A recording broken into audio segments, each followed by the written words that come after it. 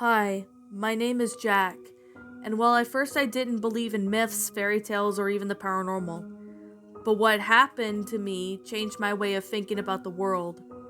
It made me believe in things that aren't really out there and that we just don't know about it yet. So, where do I begin? It all started on December 22nd. It was the middle of winter, and I lived in Maryland at the time. My wife and I had divorced because I had cheated on her a few years ago, so it was just me by myself. A few weeks after the divorce, she had a child and his name was Tyler. Although I never got to see him, not even on my birthday, my wife made an exception to let him come out to see me this once, only because Tyler kept asking her to see him, which is see me at Christmas time. Along with the fact that his birthday was on the 25th, she couldn't say no. Score one for Taylor, or Tyler. On December 23rd, or at 3 a.m., I met him for the first time at the airport. I came into tears to see my son for the first time in person.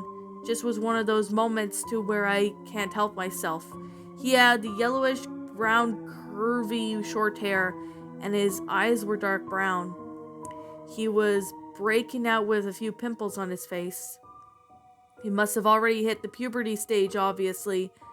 He wore dark brown blue no-sleeve jacket over a black t-shirt, and he also wore ripped jeans with Timberlake boots. Then he came over to me and gave me a hug that lasted for a minute. When we got to his luggage and then we went back to my home, as soon as we got inside, I gave him the tour of our place. His room was a little roomy with a couch and television and a twin bed. The closet was small, but still big enough to walk in. It was more like a big box enough to walk in. He seemed to be satisfying with his room because soon I showed him a bit too quickly and he lay down on the bed with a grin on his face. I'll just let you settled in here and I'll be in the living room if you need me, I told him. I went downstairs and sat on the sofa and picked up the remote to watch television. I turned on the History Channel because there's always something interesting to watch. This time it talked mostly about the sirens and mermaids. For the next 2 hours, I sat there watching and then I went to go check on Tyler. I opened the door and entered his room. To my surprise, he was already asleep. He was still wearing the clothes on the top covers when I heard music playing outside. I looked out the window next to the TV in Tyler's room, and it was just the loud neighbors again. This had been going on ever since they moved in the area a year ago. Every time near the holidays, they would always have their little music playing at night and then show off some new decorations on their house the next morning. They were the only two teenagers, a boy and a girl, and they seemed to be 17 years of age. And while yes, they looked like teens, they didn't act like teens. I would only see them once or twice if they were out on the day, and that's it. The next morning, my son and I were out to the store getting some new decorations for the house. We picked out some yellow lights to go around the house and picked out a tree to go to the living room. I plan on going all out for Tyler's birthday. Hey Dad, do you mind if I go pick out the last thing before we go? He asked me. I told him yes, and then within a matter of 10 minutes, he came back holding an envelope. We went to the checkout to buy all the decorations and other stuff that did cost me a fortune, but I would do anything for my son. I drove us back home, and on my way home to the porch with bags, I saw these two strange teens putting up their decorations. Everything was just plain white, with red spots or stripes on them. The decorations also looked like they were carved by hand. It must have took them hours to make the decorations, maybe even days, because they came outside with snowflakes, reindeer, and even one white and red Santa's sleigh. They all really upped their game this year. Nice decorations, I yelled to them. The two teens stopped what they were doing and looked up at me for a few minutes. Then they looked at my son, who was just getting the rest of our stuff out from the car. They had a blank stare on our faces, not even a smile, and even went back to decorating. My son and I went inside and put up the Christmas tree in the living room. There you go, you start putting the decorations on the tree and I'll go make us some eggnog, I told him, giving him the decorations. What's eggnog? It sounds gross, he said. I just laughed at it. It's not gross at all. I'll think you'll really like it. 6 hours went by with full laughing and decorating, and there was a knock at the door. I go to the door and opened it to see an envelope on the ground. I closed the door and opened it. It read, Dear Jack, my husband and I are having a Christmas party at 10 tonight, and we wanted to invite you all to the fun. The whole neighborhood will be there. There will be snacks, drinks, and a few party games. Hope you'll make it. Yours truly, Mr. and Mrs. Brightster. I went to the table and to put the letter down for a minute. Then Tyler came over at me with a different envelope. Here, Dad. I know it's a bit early, but I couldn't wait till Christmas to give it to you, he said. I then opened it and pulled out a necklace and a card. The necklace had a cross along with a ring going over the cross. The whole necklace was silver plated, and I looked at the card and read, Best Dad in the World. As corny as the card was, I gave my son a hug and lasted for 2 minutes. Then I told him about the party and asked if he wanted to go. Sounds like fun, he said. Alright, I'll drop you off there, but I want you back by 10:30, okay? I can't go with you because I have some stuff I need to take care of. Can I trust you to go there and come back by 10:30? I asked. Yes, you can, he said confidently. 5 hours passed, and Tyler was at the door ready to go to the party. I got my keys and made our way to the car. That's when, out of the corner of my eye, I noticed a small dog running across the street from some 2 houses down. Then a giant monstrosity pounced on the dog out of nowhere. The poor dog let out a loud shriek, and the monster, that thing opens its mouth full 180 degrees angle, showing millions of rows of horrifying dagger teeth. Then I took a giant chomp out of half of that dog's body, blood being gushed out on the face from the monster. The dog let out 3 loud shrieks of pain, and then it was silenced due to the loss of blood. I looked at the monstrosity chewed the dog's lower body, and its mouth. It was nothing I've ever seen. Its mouth was extremely wide when it chewed, and the whole mouth swooshed down, reaching 3 feet and even then going back up again. I looked at its entire body, and it was snake-like. It must have been at least 12 feet tall. And then I looked at its skinny arms. For the body of a serpent-like monster, I would expect the arms to be bigger, but the hands were just as long as the half of the skateboard. Its eyes were completely black, with white spot in the center of them both.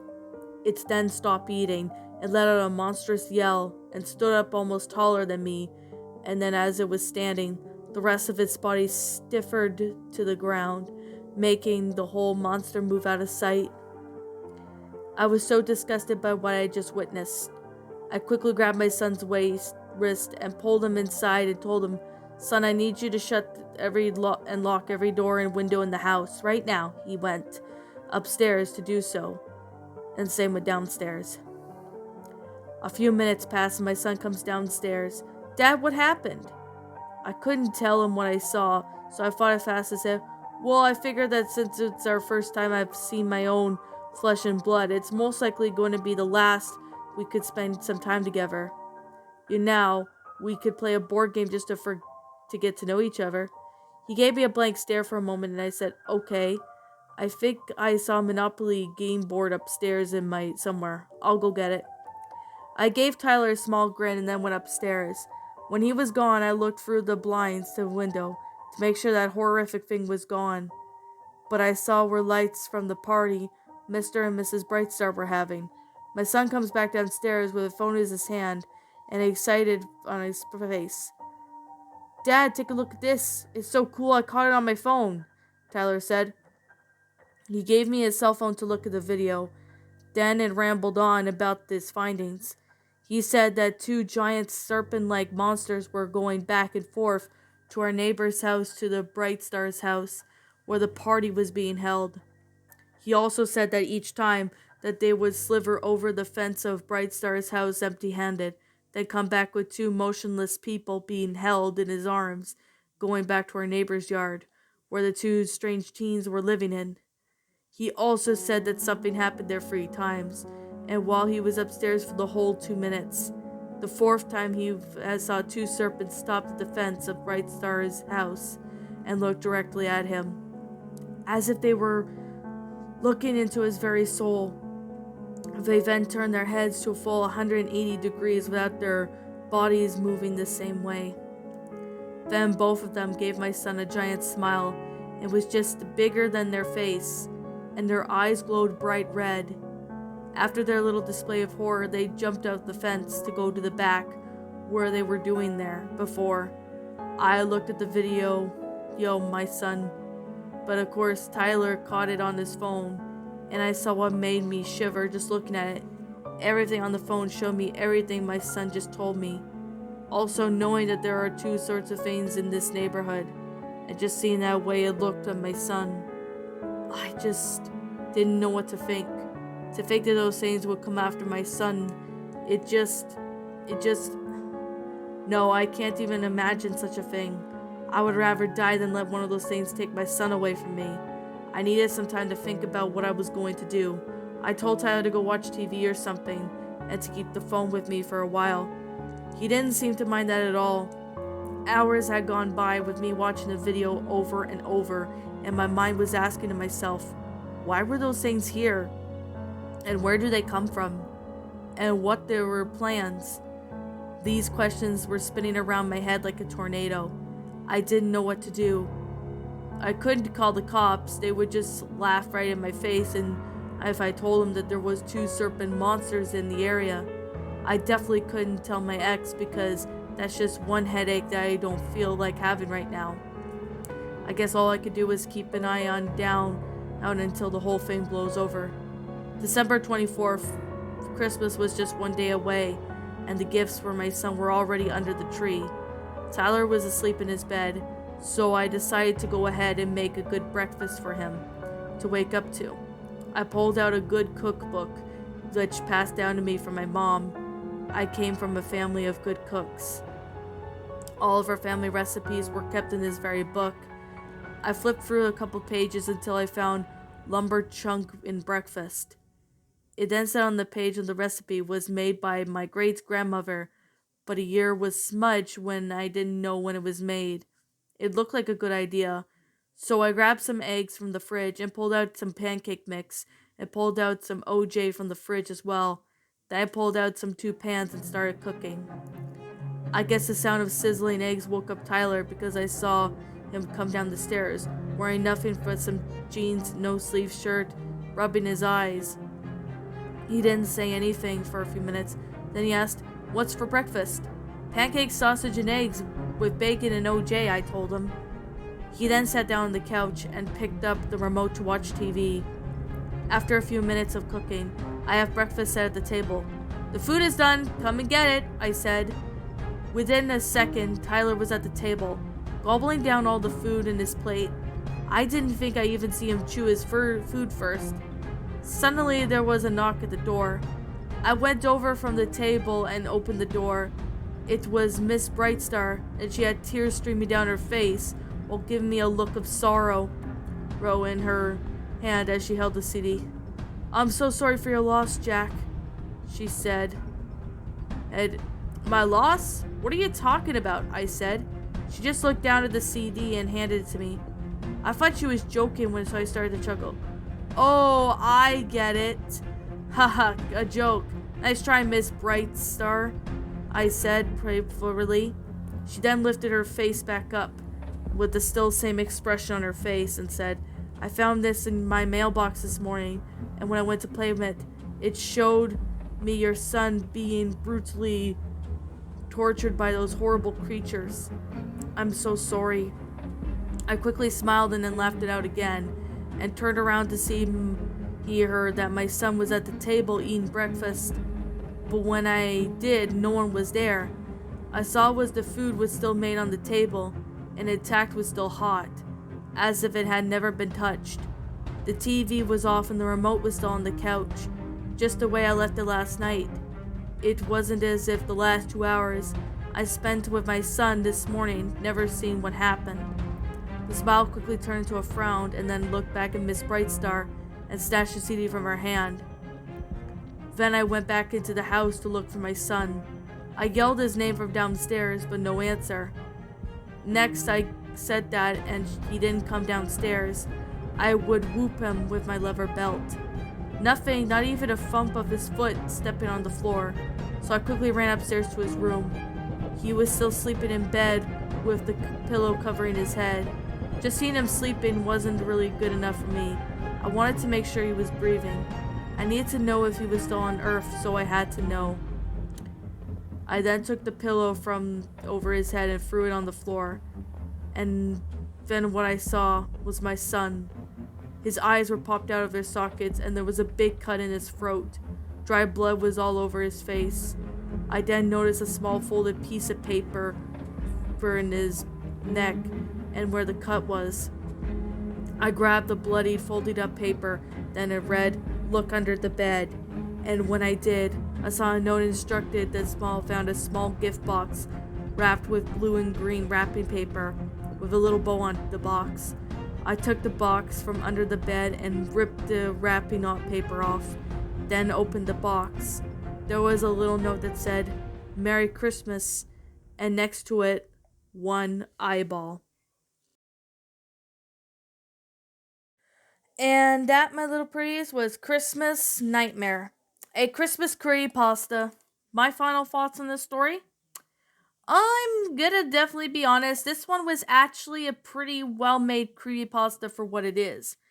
I mean, some people were saying that this story was, garbage. I mean, a lot of people really say, hey, right here saying, I mean, I've seen a couple comments saying that, the story was, garbage, and I actually found out, and I mean, I don't know who the person wrote the story is, so, I mean, I'm gonna definitely, sit here and state this now. For one, it did have a somewhat of a interesting concept. I'm not gonna lie, it had a good, interesting concept. Now, I have seen a few people narrate this story, such as Dr. Moximo Readings, what was it? Oh yeah, Natanator, Dark World, and I even see Creepy Ghost Stories, narrated the story. So, I actually decided to go ahead and give it a shot at the story. I mean, I didn't find this story to be too bad. Maybe not the best, creepypasta I've seen, but it's definitely one story I could say it was good. Now, I mean, now the grammar of this story was pretty well made, as well as the sentence structuring, and it does have a pretty good concept of the story. Now, this was written sometime, I guess, in 2012 or something. I'm not really entirely sure when this was made, but I would have to say the story didn't really make a whole lot of sense at most of the time, as the concept of its own self seemed creepy, but the fact that this protagonist's son dies, I mean by the whatever this creature is, I mean it's not really explained how he was killed. I mean it did give us some hints, but it doesn't really give out more to that. So I'm like, if I mean I have like a question on about the neighbors were monsters, but I mean, that would be confusing to say the least. I mean, a lot of people thought that this was just tweaked version of the Masked Man, which I've no idea what this one is. I mean, the one thing I would have to say about this story is the grammar was not that great. I mean, I did see that somebody probably tried to, make it more readable in that, but I mean, there were a lot of run on sentences. Like, I mean, there was like a lot of run on sentences in the story. And I mean, that's not really a good thing. Like, if you're gonna have run on sentences in it, like, I mean, there was like run on sentences in the story as well as, grammatical errors. I mean, somebody I think I do know for a fact did try to, make it more readable. So I would have to say to somebody who did try to make it more readable, I give them, thumbs up for that. But I would have to say is put it for Google Docs if you're writing the story. I would highly suggest that the author put stories like this through Google Docs, because Google Docs can honestly help you, point out the issues of what's going on in the story and explain how the story could, be better and all that. Otherwise, I mean, the story was alright for what it is, grammatical error, grammar wise, and sentence structure wise, but they do need improvements on the writing. I mean, the concept seems interesting of its own self, but the fact of this serpent creature, killing his son, the protagonist's son, and I mean, I didn't really think that was necessary because there's no explanation on what the creature was or what it actually looked like. Like, I mean, if there was a better, more explanation or a better, more context of what the creature is, or give us some hints on what the creature is, then that way the story would be more explainable in the sense. I mean, I feel that this story needs more explaining, but it's not a terrible concept. I mean, the concept's not terrible. I would suggest fixing the grammatical errors and punctuation errors, but other than that, the story was not terrible. Now, I would have to say that the ending of its own self was kind of horrifying when it comes to, the the protagonist seeing his son being dead on his bed. I mean, there's no explanation to how he died. I mean, there's hints of it there, but there's no explanation on what actually killed him. So that actually has left me confused. But otherwise than that, I mean, this story was it's a decent creepypasta. Not bad, but not perfect either. So I guess with that said, I'm going to sit here and say this. I don't know who the original author of this story is, as I can't seem to find out who the original author of this story is. So, yeah, I'm going to leave this story as anonymous for now. If I ever find out who the original author of this story is, I'll be sure to give him or her proper credit. So, yeah, I'll be sure to give him or her proper credit as soon as I find out who the original author of this story is. Right now, I can't say who the original author is because, I don't know. But, yeah, that's just all I have to say. Like I'm going to say right now, this is just simply my own personal opinion. You happen to disagree with me, that's fine too. We're all entitled to our own opinions in regards to these creepypastas. And this is simply my own personal thoughts. My final rating of this story would have to be a 5 out of 10. I know I could have given it a 6 out of 10, but 5 because it's a decent story. Not a bad one, but definitely not perfect. The grammatical errors need to be fixed up. Same thing with the sentence structuring, especially with the run-on sentences need to be fixed up. I mean, there could be more explanation to what the creature is or something, or give us at least some hints on what it is. I mean, if it's a creature we don't know, it needs an explanation and a bit of backstory behind it would help. But other than that, the story is not perfect, but not good either. So, anyways, what did you guys think about this creepypasta? Did you enjoy it? Did you not? Also, what we have done personally to help make this story a lot better? Feel free to leave me know what your thoughts are down in the comments below. I'm the Queen of Lions. Thank you so much for watching today's episode, and if you're new to this channel, be sure to like, comment, and subscribe because I make brand new videos every single day. Don't forget to ring the notification bell to when I upload, so that way you guys will not miss an upload. And as always, please roll the outro because I'm out.